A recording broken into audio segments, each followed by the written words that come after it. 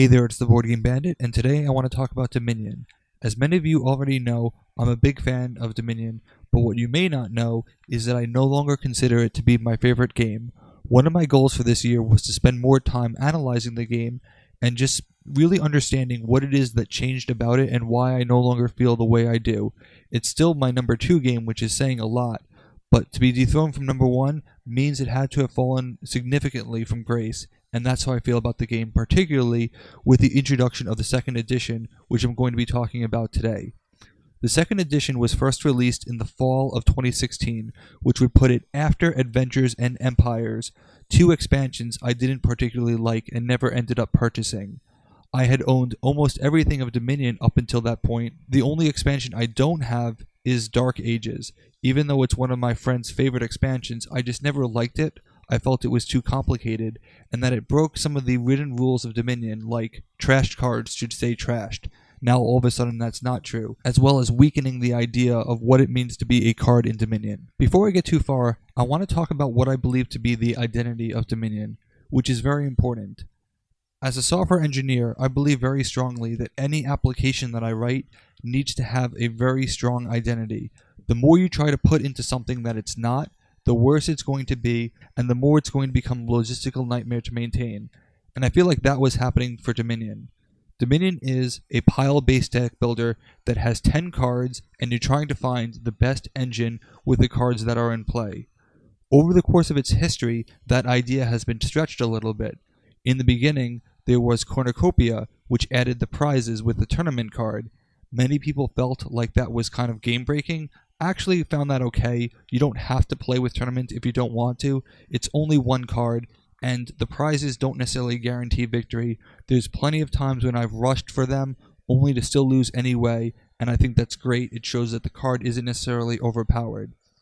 With the addition of the Bane card with the Young Witch in Cornucopia, you added an 11th pile, but that really wasn't that game-breaking because it was only one.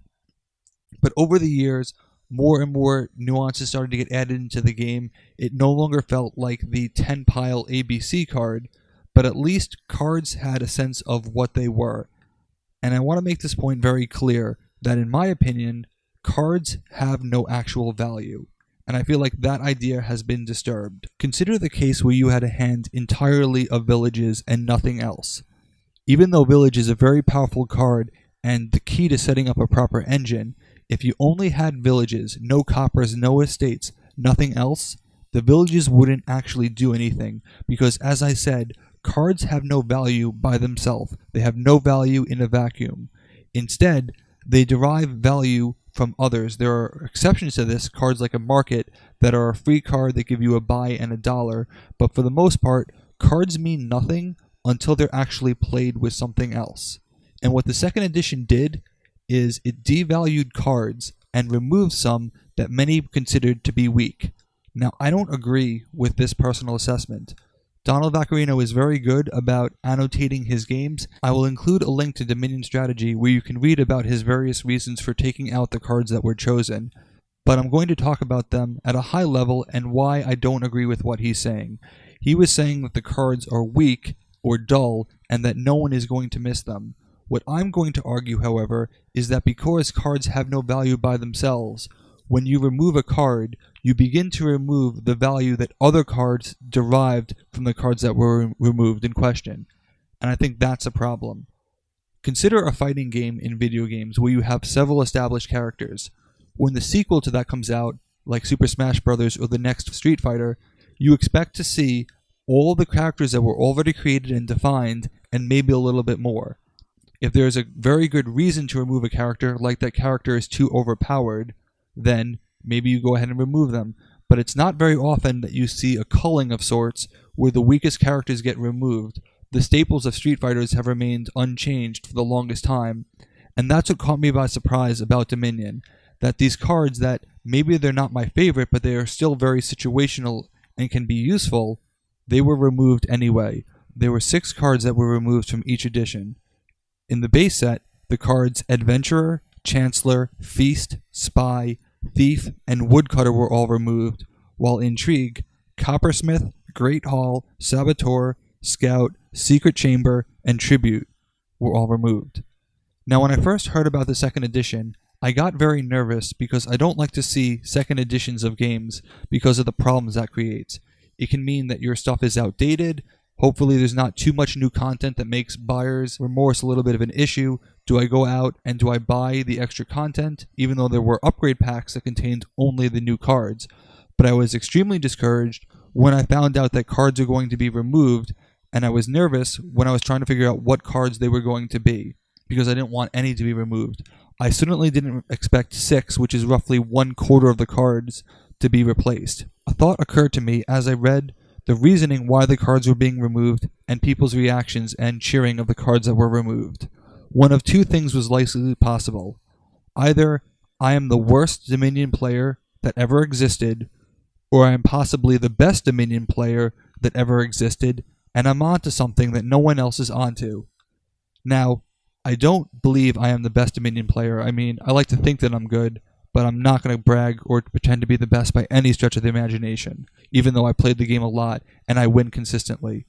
But that was my honest feeling because I felt like my opinion of the cards and the way I play was so different from everyone else that it made me wonder if we were really playing the same game after all, or if I had known something that maybe no one else had figured out. And one of the things that people had said over and over again was that these cards were consistently ranked the lowest in their sets, and that there were better cards available. Like, why would you buy a woodcutter when you could buy a market? Of course you'd rather buy a market. That's why it costs more coins in order to get it. But what if you can't actually afford a market? What if there are times when the woodcutter is actually the better choice for your particular engine? With these cards, I felt like there were opportunities that they would be useful, and people weren't just necessarily seeing them, or they didn't appreciate them like I did. I have played over 1,000 games of Dominion, mostly online, against high-ranked opponents. I have seen a lot of things over the years, some of which caught me by surprise, and I love that about the game. I love it when I either see a combo, or I'm on the receiving end of a combo that I never would have thought worked, and then it just blindsides you, and you tip your hat to your opponent, or you feel proud that you figured out something that the average person hadn't figured out. When I looked at the 12 cards were removed, something that astonished me was how well many of these cards work together. If Donald Vaccarino is saying that these cards really don't work with anything, I don't think they realize just how well the cards work together. Let's look at a couple of examples. Thief was considered to be one of the most useless cards. Now, it's true that Thief can be doing people a lot of favors, particularly if you were trashing people's copper for them and not taking it. But he also said that Spy was weak, for it did not do much for you. But consider when the cards are played together. Now, Thief is a terminal action, which means that it does not supply an additional action after it's played. But Spy is not a terminal action, so you can use a Spy to whittle someone's deck down to a card that you'll want to trash, and then you can play Thief to trash and acquire it. This is very good for getting someone silver or gold and avoiding their copper. Another card that works really well with Spy is Tribute. People think that Tribute wasn't very effective because you didn't know what you were going to get.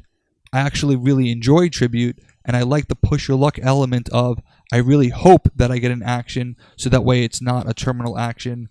But at the same time, Spy gave you the information you needed in order to play Tribute much more effectively. As far as the woodcutter is concerned, he intentionally said that he wanted to remove the number of plus buy cards, and that this was the only +3 buy card. I actually really do not like the game when there is only one buy per turn, because that doesn't work for my particular playstyle, which is to try and end the game quickly with 3 piles, often unexpectedly.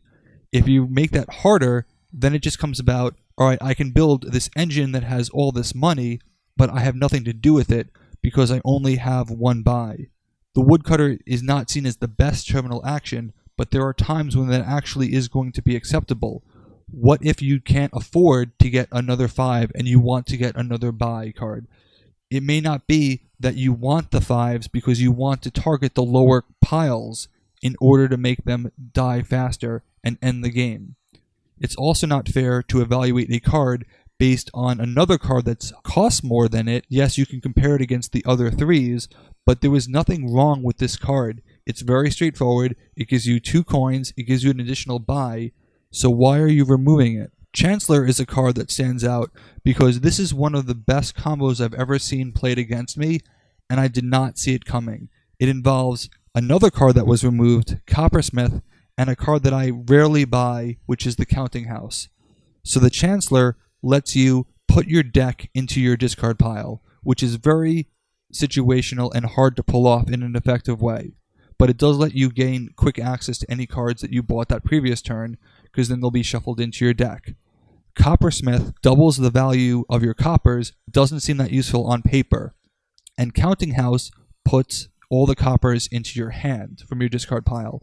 Now my personal strategy is to try and trash my coppers as much as possible, Chapel being one of my favorite cards. But when you combine Chancellor, Coppersmith, and Counting House, someone created a powerhouse deck that was buying 2 provinces every turn because he had the actions to play all those cards every turn, and I just did not see it coming. I was destroyed, and I really tip my hat to him because that is not a combo that I would have ever thought to have used. And this is the point, is that you have to evaluate how cards fit in the larger Dominion deck. It's okay if there are only specific situations where that card is going to be used, because that to me is what Dominion is all about. Dominion is about choosing 10 cards and trying to find the best way to play the game with those cards in that setting. It doesn't matter what other cards are potentially available. Those are the ones chosen for that game, so you have to make it work. And there's nothing wrong with actually having a couple of bad cards in there. The one card that I'm actually not going to miss is Saboteur, only because if I'm playing in a 4-player game, that card becomes incredibly annoying. It slows down the game because everybody else is whittling everybody's good cards down into something weaker form. Donald Vaccarino noted that the Swindler is still in there. So think about that in the context of a card like Feast. Feast is a 4 card that you trash that lets you gain a 5 one time. And it was removed because Throne Room of Feast was a commonly misconstrued rule. If that's the only reason why the card is removed, that's missing the point. Using the Saboteur angle, Feast could be a card that you would want to give to your opponent with Saboteur, knowing that it's not going to work well with their engine. There are, however, specific times when Feast is in fact a useful card, and I appreciate that there are times that you need to figure that out on your own. The example that he gives on the Dominion Strategy article is that if you buy 2 silvers, or you buy a silver and a Feast, and then you use the Feast to gain a 5 and buy a silver with the rest of your money, you're at the same level in terms of your deck. And that's true. But what people don't realize is that gaining a card is not your buy. When you're limited in buys, particularly at the end of the game, gaining cards in other ways could in fact be very useful. What if you can't afford to gain something useful on one turn? So maybe you buy a Feast. That means when that card comes back around to you, you can feast a duchy and buy a province. What you're doing is you're not directly advancing the end of the game, but you are ensuring that you have more power to gain point cards at the end, instead of actually just letting victory card respond with victory card.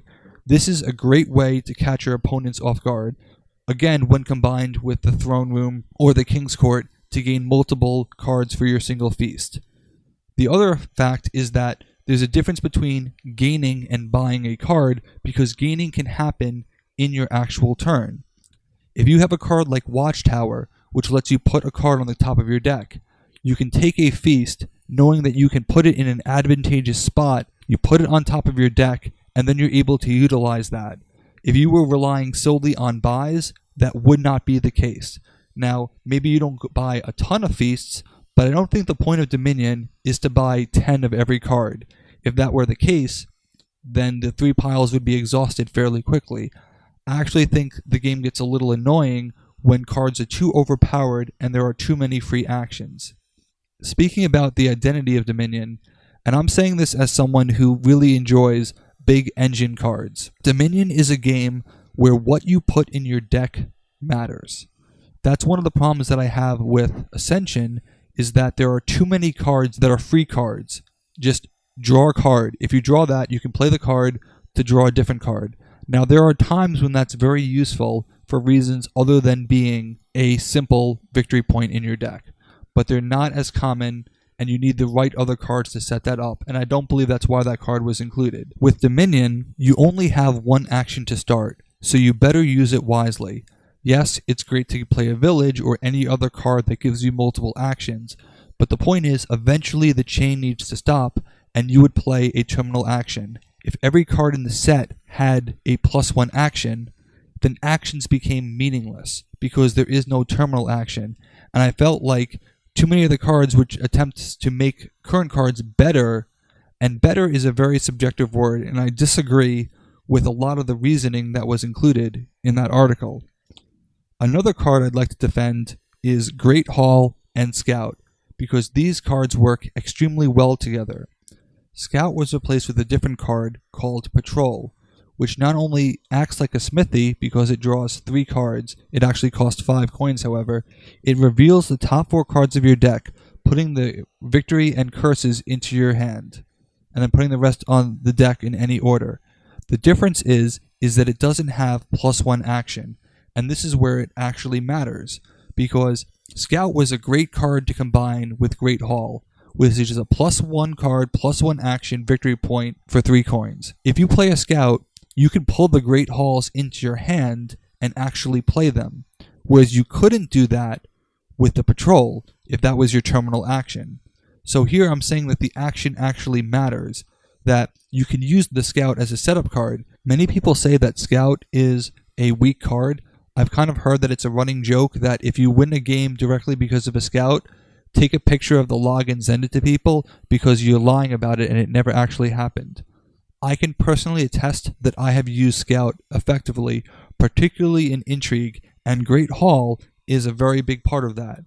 As a 3 pile, it becomes very easy to exhaust that deck and blindside your opponents by ending the game quickly. It works great with Workshop, it works great with Ironworks, and then you can use your Scout as a massive card draw. Scout could also set up cards that you will work like a wishing well. Anytime that you can get a free look at your deck, it's going to help you if there's a card that will make use of that. The wishing well letting you draw whatever is in your hand. It's not the best card in any stretch of the imagination, but it's still useful, and I don't understand why people aren't seeing that. Secret Chamber, it may not be the greatest reaction, but there are times when that would be very effective, like pulling tunnels into your hand and then discarding those instead, or getting another opportunity to see what's coming in your deck. Maybe you decide to punt on one turn in favor of having a much better turn on the next time. Again, cards have no value in and of themselves, but they can be used with the rest of the piles in order to form a very special engine, and I don't think that removing cards is the way to go. But let's look at some of the cards that were added in their place, because I like most of them, but I have problems with some of the other cards. In general, Donald Vaccarino said that he was trying to make the cards more interesting, but again, that misses the point because you don't want to make every card being overpowered. It's not about creating every single possible uber combination. It's about finding the combinations even when they aren't necessarily there. Let's take a look at a card like Bandit. While I'm very honored to have a card named after me in Dominion, I feel like this card is actually way too powerful. A 5-cost card that gains a gold every time in addition to do other things, of course people are going to constantly play that. The other problem I have with it is that it makes silver less effective because you are obviously going to be trashing other people's silvers even though you're gaining a gold and you may trash the gold. If the whole point is that you want to discourage the use of a card like Feast because you can just buy a silver, well, what happens if there's a card that makes silver less valuable because it's not going to be in your hand? I don't see how that is consistent, and I would rather just both cards be there. Now, to be fair, I want to highlight the fact that there's no rule saying you can't play with those cards, it just doesn't ship with them. And maybe there wasn't space for everything. Most of these cards could have been a separate Dominion pack. You didn't need to do the second edition. So when I'm looking at these cards, I realize that I have a playstyle that's very different from everyone else. And to think that cards are useless And yes, I have said that certain cards are useless and that I haven't found a situation for them. That doesn't mean that they should be removed. That means that I should be looking for opportunities to use that card. I think it's important that not every card be overpowered, because that's what makes the game interesting. If the combinations were obvious, it wouldn't be as fun to play, because there's no challenge to figuring out what the good combinations are. Now, while there are many good articles on Dominion strategy for particular combos, that doesn't change the experience of finding them out for yourself. And I think that if you were able to find a really good combination for some of these supposed underpowered cards, think what a great victory that would mean.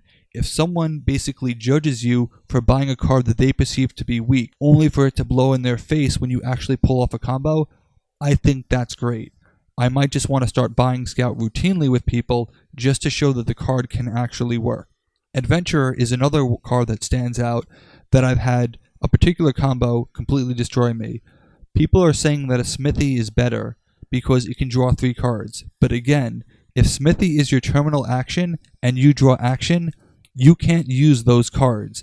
Adventurer is at least guaranteeing treasure cards.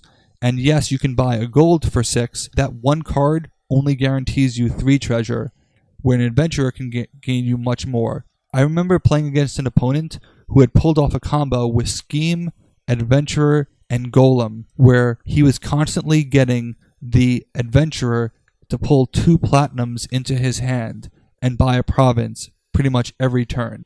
There was nothing I can do about it, because he had just a Golem, a Scheme, and 2 platinums. He had other ways of sifting out his deck. That's not in a situation that I would have expected, because I didn't know how to use Adventurer as a card, but it was his advantage for seeing how the cards could be used, and it's my fault for not realizing that. When I think about the 1,000+ games that I played of Dominion, the ones that involve the weaker cards, quote unquote, are the ones I remember, and we should be accentuating those cards, not deprecating them, in my opinion. The last thing I want to say about the second edition is that it changed some semantics on the cards that may be more meaningful than people realize. With cards like Moneylender, Mine, and Throne Room, they added a word may that wasn't there originally, which meant that you did not have to take the action if you did not want to. On the surface, this seems good, particularly for new players, because it meant that there was no downside to playing the actions. However, I actually really enjoyed the push your luck element of the deck building that this created, particularly with a card like Remodel. I use the black market a lot because it just keeps the game interesting by adding a variable that neither player really knows about, the order in which the cards are going to come out. Suppose you were throne roomed into playing a Remodel and you were going to get rid of one of your black market cards because it just didn't work out. Maybe you throne roomed a throne room into a smithy, and then the only action you drew was a Remodel, and you were going to lose a very valuable treasure as a result. This has actually happened to me, and there are much more concrete examples where that could also happen, where you have to give up a card you don't want to because the action was obligatory. It makes you very careful about what you put in your deck and how you play your actions. Maybe you'd rather not play an action because you're concerned about how it would play out. I think this is an aspect of Dominion that we need to emphasize, and I'm really not sure how I feel about the change of semantics, because now everything is positive. There's less harm to what you put in your deck. This is a deck building game. You should be building with caution, and I don't know that taking away some of that caution is the right move for the game. It's what keeps Dominion Dominion, because again, what you put into your deck matters. This is not as egregious of a sin as some of the other card removals that I talked about, but it is something I want to highlight as being on the fence about. The second edition isn't the only reason why I started to lose faith in Dominion. There are many other ways, but it was certainly a milestone because I felt like the game had irrevocably gone in a direction that I was not happy with. Because now all my cards are deprecated. Some cards that I really enjoyed, like Great Hall and Tribute. Tribute was one of my favorite cards, and I used it every single time it was there, it seemed. Now that card is no longer going to be given to new players, and I have problems with that. But there's many more reasons why Dominion has soured, in my opinion, and I'll be talking about that. But hopefully this gives you a sense of the second edition, and maybe it voices an opinion that most people aren't saying. Maybe I'm wrong for being the only person who feels this way, but someone needs to stand up for the cards that were removed, and hopefully I can shed some light on the subject and make people have an appreciation for cards they didn't realize they would miss. On the board game Bandit, and our game has just begun.